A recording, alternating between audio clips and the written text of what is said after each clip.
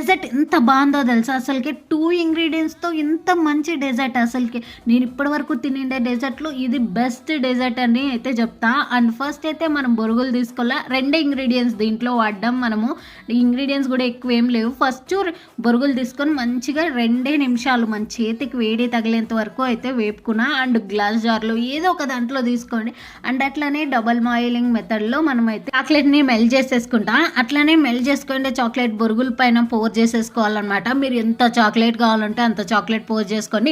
కానీ ఒక్క ట్రిక్, ఇక్కడ బొరుగులు మాత్రం అస్సలు మెత్తపడకూడదు. మీరు చాక్లెట్ వేసినారా అంత టేస్ట్ చేయాల్సిండేదే. బొరుగులు మెత్తపడిపోతే ఇది కాఫీ కాదు కదా, అస్సలు బాగుండదు అనమాట మెత్తపడిపోయిండే బొరుగులతో.